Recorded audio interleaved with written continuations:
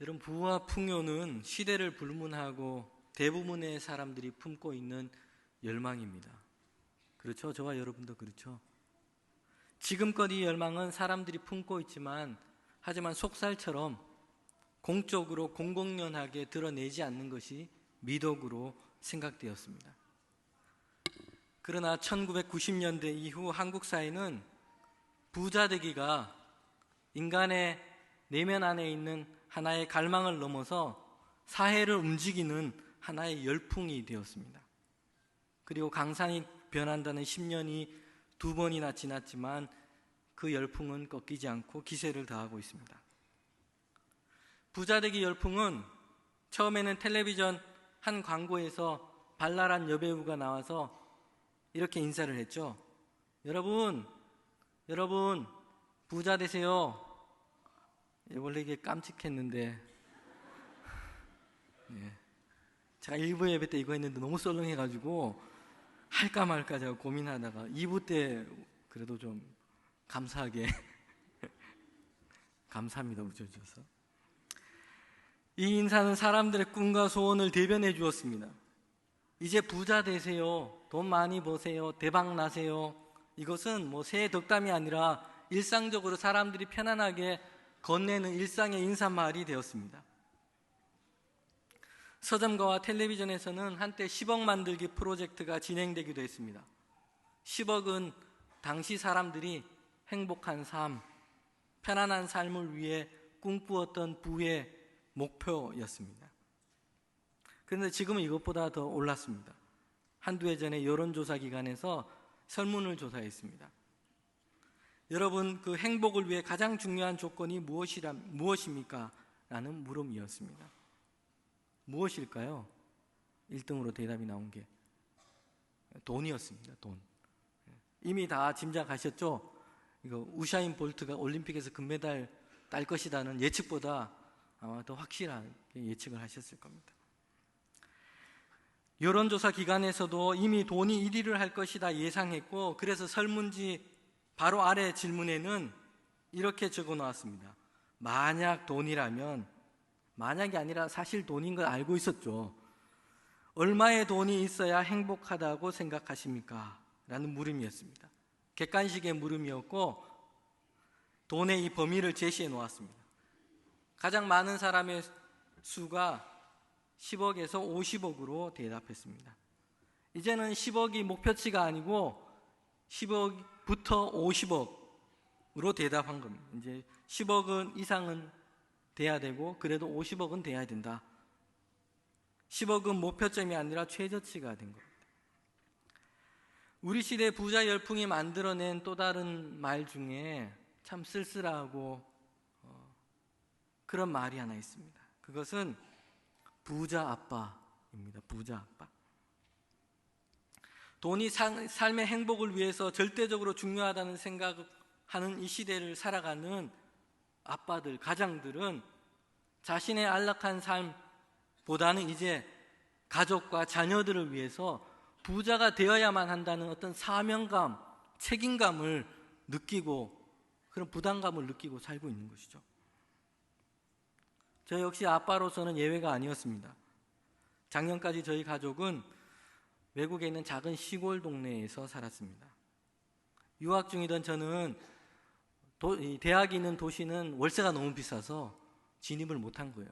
그래서 버스로 30분 떨어져 있는 시골 동네 한기퉁이에 저희 집이 있었습니다. 막내가 태어나기 위해서 애반리라고 자동차가 사기 전까지 부자 아빠 아닌 저희 집에는 자동차가 없었습니다. 그래서 학교를 가기 위해서 첫째 아이가 초등학교를 다녔는데 초등학교는 저희 집하고는 반대편 한쪽 귀퉁이에 또 붙어 있는 거예요. 그래서 한 1.5km 정도 되는 거리를 걸어서 이렇게 학교를 등교해야 했습니다. 독일의 겨울은 한국보다 빨리 옵니다. 10월 중순이면 아이가 학교 갈 시간이면 깜깜합니다. 그리고 11월 중순이면 산 능선을 넘어서 찬바람이 매섭게 불어옵니다. 늦가을과 겨울에는 날씨가 궂은 날이 많아요. 안개, 비, 눈이 오기 시작합니다. 학교 가는 길이 그렇게도 멀게만 느껴져요. 바래다 주는 저도 멀고 힘들게 느껴집니다. 준비가 늦은 날에는 아이에게 야단을 치죠. 그리고 다그치면서 걸음을 재촉하면서 걸어갑니다. 마음도 편치 않는 거예요. 그런데 옆길 찾길로는 등교시키기 위해서 아이를 태운 자동차가 계속해서 지나갑니다. 7살 남자아이가 가장 관심이 있는 게 자동차거든요. 장난감뿐만 아니라 자동차에 관심이 많아요. 그래서 그 반 아이들 집에 있는 자동차가 뭔지 다 알아요. 저희 집에가. 저 차는 누구네 엄마 차인데 지금 지나갔어. 아빠는 저거보다 더 큰 차야. 다음 또 차가 지나갑니다. 저건 우리 반 누구네 차야. 일본 회사에서 만든 차야. 계속해서 중계를 하는 거예요, 저한테. 아빠 마음은 모르고. 그렇게 차가 다 지나가고 마지막으로 이웃 동네, 학교에서 멀리 떨어진 동네, 그 동네 아이들을 싣고 가는 학교 버스가 지나갑니다. 그리고 이제 아이와 헤어지고 저도 이제 학교를 가기 위해서 버스에 올라앉으면 마음이 무거운 거예요. 그럴 때 이런 얄궂은 생각이 듭니다. 야, 진짜 부자 아빠 돼야 되겠다. 저뿐입니까? 아이의 성공은 이미 부모의 부에 비례하는 시대가 되었습니다. 성공을 향해 올라선 사람들은 자신이 올라온 그 사다리를 걷어차 버렸고, 또한 사회적인 환경은 이제 부와 성공이 개인의 열심과 열정을 통해서 얻을 수 없는 것처럼 생각하게 만들었습니다. 이제 개인의 열심이 아니라 상속되는 것으로 여기게 되었습니다. 그러기에 우리 시대 부모는 남들보다 대단치 못하더라도 그래도 아이의 장래를 위해서 걸림돌이 되지 않도록 교육과 삶의 환경을 보장해주는 부자 아빠, 부자 부모가 되어야 한다는 일종의 의무감을 느끼게 된 것입니다. 자신의 안락한 삶이 아니라 부모이기 때문에 부자가 되어야만 하는 의무감을 더 깊이 느끼게 된 것이죠. 이런 시대에 이런 물음이 생깁니다. 그렇다면 과연 그리스도인들은 부자 또는 부자 아빠를 꿈꾸며 살아도 되는 것일까? 한편에는 그래도 이런 생각이 있습니다. 남들보다 예수 믿는 사람들이 사회에서 성공하고 부유하게 되고 그러면 더 많은 사람들에게 영향력을 끼치고 더 큰 일을 감당할 수 있다 생각합니다. 재물을 통해서 구제도 하고 선교도 하고 좋은 일을 많이 할 수 있을 것이다 생각합니다. 실제로 우리는 자신이 얻은 부와 성공으로 선한 일을 하는 열심 있는 좋은 그리스도인을 보기도 합니다. 그래서 그리스도인들은, 그리고 신앙을 가진 청년들은 다른 사람들과는 조금 다른 꿈을 꾸기 시작했어요. 착한 부자, 선한 부자가 되는 꿈입니다. 그래도 예수를 믿기 때문에 다른 사람들은 그냥 부자를 꿈꾸지만, 그리고 부자 중에는 나쁜 부자가 많지만 우리는 예수를 믿기 때문에 특별한 형용사를 붙여서 착한 부자, 깨끗한 부자가 되어야 하겠다고 생각하게 된 겁니다. 여러분, 이러다 보니 우리는 오늘 산상설교에서 예수님께서 너희는 너희를 위해 보물을 하늘에 쌓아두라 라고 하는 이 말씀을 잘못 이해하기가 십상입니다.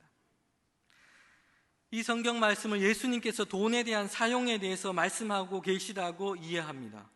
보물을 하늘에 쌓아두라. 그래, 그 값진 보물, 재물과 돈을 이기적인 욕심을 위해 사용하지 말고 선한 일을 위해서, 주님의 나라를 위해서 써라. 예수님께서 이렇게 말씀하고 있다고 우리는 오해하기 쉽습니다. 성경 본문은 20절에서 하늘에 쌓아둘 보물, 그리고 24절에 나오는 재물, 즉 돈을 다른 단어를 사용하고 있다는 것입니다. 한국말로도 다르죠. 보물이 다 재물은 아닌 것이죠. 단순하게 이걸 같다고 등호를 붙일 수 없는 것입니다. 성경은 보물은 데사우로스, 재물은 마모나, 여기서 맘몬이라는 단어가 나왔습니다. 다른 단어를 사용하고 있습니다. 문제는 우리같이 이 말씀을 대하는 사람들이 그리스도인이요, 주님을 따르는 제자가 되기보다는 부자 되기를 더 깊이 갈망하고 있기 때문에 하나님의 말씀보다는 부와 풍요를 날마다 묵상하고 있기 때문에 성령의 바람보다는 부자 되기 열풍의 영향을 받고 그 지배 아래에서 살고 있기 때문에 이 본문을 대할 때 보물은 재물이다 라는 잘못된 공식을 가지고 예수님의 말씀을 이해하고 있다는 것입니다. 돈과 재물을 풍족하게 소유하고 부자가 되고자 하는 열망, 단순한 갈망을 넘어선 욕망을 가지고 이 본문을 이해하고 해석하고 이 본문을 여는 열쇠로 우리는 잘못 사용하고 있다는 것입니다. 그래서 우리는 성경 본문이 우리에게 말씀하고자 하는 건 예수님께서 산 위에서 그 앞에 앉은 제자들에게 하시고자 하는 말씀을 우리는 잘못 이해하고 있습니다. 그래서 주님께서는 산상설교의 한 부분인 이 말씀을 가지고 착한 경제학, 돈의 바른 사용에 대한 경제윤리를 선포하신 것으로 이해하고 있습니다. 말씀의 중심은 거기에 있지 않는 것이죠. 뒤에 이어지는 말씀을 보면 주님께서는 돈과 재물을 오히려 매우 부정적으로 말씀하고 계십니다. 24절에서 주님께서는 이렇게 말씀합니다. 너가 돈을 사랑하게 되면, 부와 돈에 몰두하게 되면 그 돈이 하나님을 대신해서 너의 주인이 될 것이다. 이렇게 말씀하고 있는 것이죠. 즉 주님께서는 욕망하는 우리 인간을 하나님과 돈 사이에 두신 거예요. 이와 비슷하게 종교개혁자 마틴 루터는 인간을 하나님과 사탄 사이에 있는 존재로 비유했습니다. 기수가 타는 말이 있죠. 여기에 비유했습니다. 하나님이 그의 삶의 등에 타셔서 그를 운행하고 운전하고 인도하지 않는다면 그 자리에 사탄이 올라타서 사람을 이끌어 갈 것이다. 이렇게 얘기한 것이죠. 마찬가지입니다. 예수님께서는 너희가 하나님을 주인으로 섬기지 않으면 돈이 너의 삶의 주인이 될 것이다 라고 이야기하고 계시는 것입니다. 돈은 물건과 서비스를 소비하도록 하는 단순한 화폐를 넘어서 있습니다. 욕망하는 인간에게 돈은 마성적인 힘을 가지고 있습니다. 그래서 마치 하나님인 것처럼, 그들의 삶의 주인인 것처럼 삶의 방향, 목적, 길을 조종하는 존재가 됩니다. 여러분, 오늘 우리 시대에는 어떻습니까? 우리의 청소년들은 돈 아래서 자신의 진로와 직업을 선택합니다. 우리의 청년들은 돈을 고려해서 삶의 배우자를 선택합니다. 그리고 어른이 되어서는 어떻습니까? 우리 어른들은 어떻습니까? 이제는 가진 돈이 그 자신이 되었습니다. 돈을 통해서 성공한 나, 꽤 괜찮은 나, 자기됨을 돈을 통해서만 증명할 수 있다고 생각하는 것이죠. 그래서 돈 때문에 행복해하고 돈 때문에 불행하고 실패했다고 생각합니다. 돈 때문에 살만 난다고 말하고 돈 때문에 죽을 것 같다고 말합니다. 여러분, 돈과 재물이 사람의 눈을 얼마나 어둡게 하는지 누가복음 9장에 나오는 어리석은 부자 이야기는 잘 보여주고 있습니다. 이 사람은 부자였습니다. 풍년이 들어서 추수할 곡식과 가실들이 많았습니다. 그러자 자신이 이미 가지고 있던 그 곡간을 헐어버리고 더 큰 곡간을 지었습니다. 거기에다가 그해 풍년을 맞아서 추수한 곡식들을 가득 채워 놓았습니다. 부자는 이렇게 즐거워하며 노래합니다. 내가 몇 해 동안 저 곡식을 보면서 몇 해 동안 평안히 눕고 어려움 없이 정말 살 수 있겠구나. 이 곡간 안에 곡식과 재물, 그 성유의 넉넉함을 보고 이 부자는 이제 자신은 평안하고 자기의 생명이 보장되어 있는 것처럼 그렇게 착각하는 눈이 어두운 사람이었던 것이죠. 이 부자는 눈이 어두워서 어리석어서 자신의 코끝에 있는 생명의 주인이 누구인지 그의 삶의 주인이 누구인지를 모르고 있었습니다. 잠언 18장 11절에는 이렇게 말합니다. 부자의 재물은 그의 견고한 성이라 그가 높은 성벽같이 여기느니라.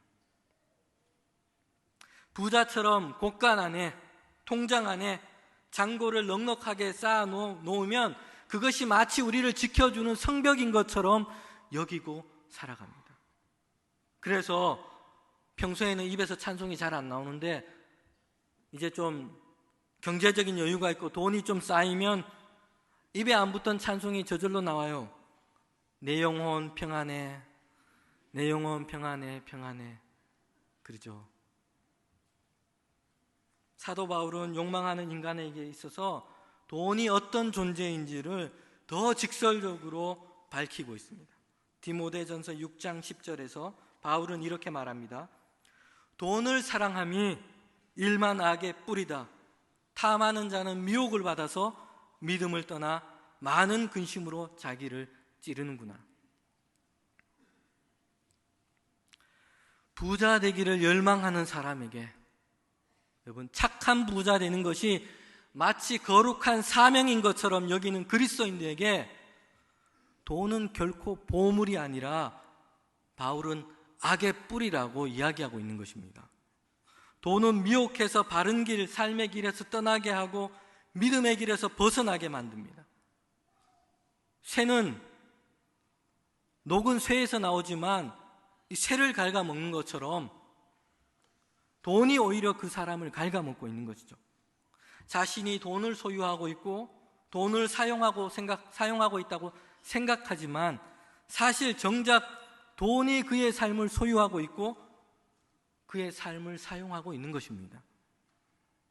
하나님께서는 누가복음의 어리석은 부자에게, 그리고 오늘 착한 부자를 열망하는 우리에게 이렇게 말씀합니다. 너의 영혼의 주인이 누구이냐? 오늘 밤에 내 영혼을 내가 도로 찾으리니 그러면 너가 쌓아놓은 저 모든 것이 누구의 것이 되겠느냐? 주님의 주된 관심은 산상설교에서 보물을 하늘에 쌓아두라 말씀하신 주님의 주된 관심은 돈의 착한 사용에 있지 않습니다. 눈이 어두워진 우리에게 과연 너의 삶의 주인은 누구인가? 삶과 생명의 주관자가 누구인가를 말씀하고 있는 것입니다. 그에게 보물은 하늘에 쌓아두라는 이 주님의 명령을 나쁜 부자 혹은 그냥 부자에서 착한 부자가 되라는 요청으로 받아들일 수 없는 것이죠. 누가복음 19장에서는 부자 삭개오가 나옵니다. 그는 주님을 만나서 변화된 사람이었습니다. 여리고성의 세리장이었습니다. 여리고는 당시 이스라엘에서 가장 경제적으로 부유한 도시 중에 하나였습니다. 삭개오는 그곳에서 세리장으로 막대한 부를 얻을 수 있었습니다. 로마 식민지하에서 이 세리들은 돈을 주고 그 권한을 샀고 자기 동족인 이스라엘 사람들에게 세금을 부과해서 일부분은 로마에 바치고 나머지는 자기의 소유로 삼았습니다. 그래서 세리들은 할 수만 있으면 더 많은 세금을 자기의 동족인 이스라엘 사람들에게 부과해서 정해진 금액은 로마에게 바치고 나머지는 자기의 소유로 삼은 것이죠. 사람들은 그래서 세리를 존경하기는커녕 비난하고 죄인이라고 멀리했습니다. 삭개오는 세리장이었습니다. 말하자면 삭개오는 아주 나쁜 부자였죠. 삭개오는 여리고성에 예수님이 지나간다는 소식을 들었습니다. 예수님에 대한 소식을 듣고 있었습니다. 그래서 삭개오는 그 유명한 예수라고 하는 사람을 한번 만나보기 위해서 여리고 이 길가로 나갔습니다. 많은 사람들이 이미 나와 있었습니다. 예수님을 보기가 힘들었습니다. 키가 작은 삭개오는 길가에 있는 돌 무화과 나무 위에 올라갔습니다. 지나가는 예수님을 그냥 구경하고 싶었습니다. 그런데 그가 기대하지 않았던, 생각하지 않았던 일이 일어난 겁니다. 예수님이 삭개오에게 찾아오신 겁니다. 내려와라. 내가 너의 집에 가야겠다. 라고 말씀하신 겁니다. 예수님을 자신의 짐으로 모신 삭개오에게는 놀라운 변화가 일어났습니다. 삭개오는 이렇게 얘기했죠. 주님, 내 소유의 절반을 가난한 사람들에게 나눠주겠습니다. 그리고 내가 누구의 것을 속여서 빼앗은 것이 있으면 4배나 갚겠습니다. 삭개오는 부당하게 축적한 이 재물을 율법의 규정보다 더 많이 되돌리겠다고 얘기했습니다. 여러분, 그러나 우리가 생각하고 주목해야 될 것이 있습니다. 예수님께서 왜 삭개오를 만나셨고 그의 집으로 가셨느냐 하는 것입니다. 우리는 오해합니다. 예수님께서 삭개오를 나쁜 부자에서 착한 부자 만들려고 가셨다. 9절에서 예수님은 삭개오에게 이렇게 말합니다. 오늘 구원이 이 집에 이르렀도다. 이 사람도 아브라함의 자손이다. 인자가 온 곳은 잃어버린 자를 찾아 구원하려 함이라. 예수님은 나쁜 부자를 착한 부자 만들려고 가신 게 아니에요. 잃어버린 삭개오, 하나님을 떠나 재물의 돈의 종으로 살고 있는 삭개오를 찾아가셨고 그를 구원하시고 그를 하나님의 백성으로 만들기 위해서 삭개오를 가신 것입니다. 삭개오는 예수님의 착한 경제학 강의, 경제윤리를 듣고 이제 착한 부자로 되기로 결심한 게 아니에요. 자신의 재산을 나눠주고 빼앗은 것을 4배로 갚겠습니다. 삭개오의 말은 사실 놀랍습니다. 우리는 삭개오의 말에 더 놀라운 변화, 그의 재산을 나누도록 하게 했던 더 놀라운 변화가 무엇인지를 주목해야 합니다. 삭개오는 예수님을 주님이라고 부르고 있습니다. 동네에 지나가는 슈퍼스타가 아니라, 유명한 선생이 아니라 예수님을 주님이라고 부르기 시작했다는 겁니다. 삭개오는 죄인이라는 손가락질, 온갖 비난, 질책, 사람들의 시선, 경멸하는 시선, 이런 것에 굴하지 않고 부자 되기를 꿈꾸며 다름박질하며 살아왔습니다. 돈과 부가 자신의 삶의 안녕을 보장해주고 삭개오 자신의 인생을 보증해준다고 생각하며 살았습니다. 그런 삭개오가 돈이 아니라 예수님을 큐리오스, 나의 주님이라고 부른 것입니다. 예수님을 만나고 삭개오는 그가 올랐던 돌무화과 나무처럼 참된 열매도 결실도 없는 그의 삶의 정체를 본 것입니다. 그렇게 악착같이 모아놓은 재물이 아니라 예수님 당신만이 나로 하여금 참 생명의 삶을 살게 하시는군요. 예수님 당신이야말로 내 삶을 새롭게 하고 나로 온전한 삶을 살게 하시는군요. 예수님 당신이 나의 주님입니다. 이렇게 고백하고 있는 겁니다. 삭개오의 변화는 돈을 사용하는 철학이나 돈에 대한 윤리관이 바뀐 것이 아니라 그의 삶의 주인이 바뀐 것입니다.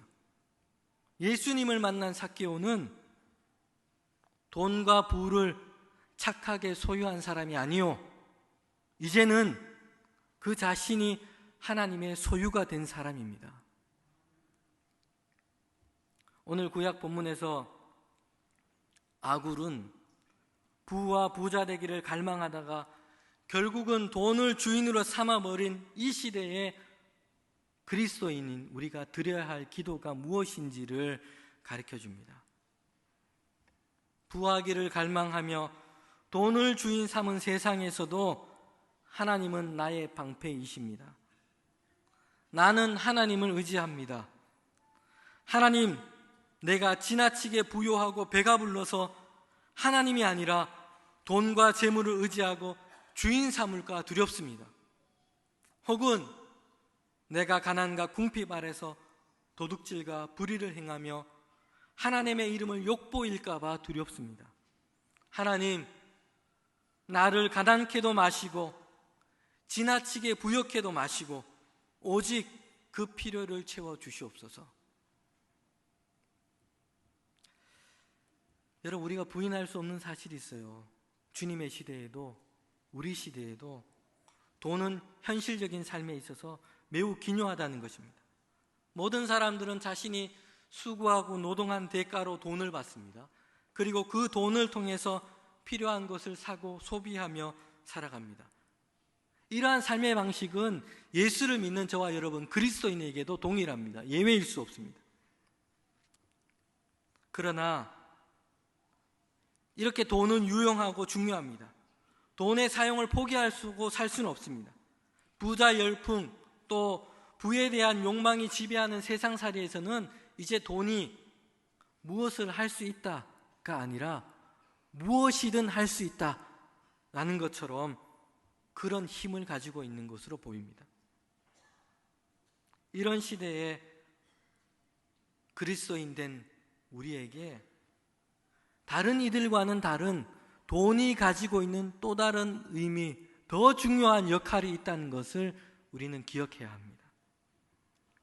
세상살이에서는 없어서는 안 되고 충분히 있어야만 삶을 살 수 있다고 생각되고 더군다나 무엇이든 할 수 있다고 여겨지는 그런 힘을 가진 돈이 그리스도인 된 우리에게 시험의 자리 가운데 몰아넣고 물음을 던집니다. 너는 소위 또는 자칭 그리스도인 하나님의 백성이라고 말하는데 너의 삶의 진짜 주인은 누구냐? 너는 실제로 누구를 주인 삼고 살아가느냐? 부자가 삶의 꿈이 되어버린 시대, 착한 부자가 그리스도인의 비전이 되어버린 시대에 돈은 이런 질문을 던짐으로 가장 중요한 역할을 하고 있는 것입니다. 우리는 주님께서 사탄의 유혹 앞에서, 그 시험 앞에서 말씀하신 그 대답을 기억해야 합니다. 광야에서 사탄은 예수님을 유혹했습니다. 하나님이 아니라 자신을 섬기면 천하 만국을 다 주겠다 유혹했습니다. 유혹과 시험 앞에서 예수님은 대답합니다. 주 너의 하나님께 경배하고 오직 여호와 하나님을 섬기라 하였느니라. 아멘. 여러분, 이제 우리는 예수님께서 보물을 하늘에 쌓아두라는 말씀, 이 말씀을 다시 한번 볼 수 있게 되었습니다.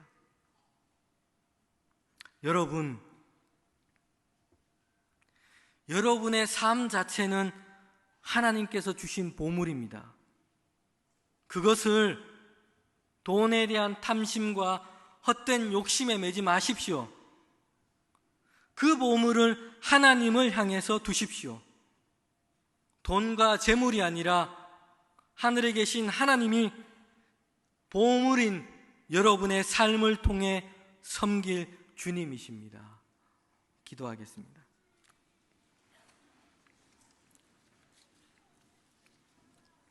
하나님, 보배롭게 우리에게 주신 삶을 통해서 우리의 삶의 주관자여 주인 되시는 하나님을 섬기게 하여 주시옵소서. 돈이 주인 행세하는 세상 가운데서도 하나님을 삶의 주님으로 고백하게 하여 주시옵소서. 우리에게 그런 믿음의 능력을 허락하여 주시옵소서. 예수님의 이름으로 기도합니다. 아멘.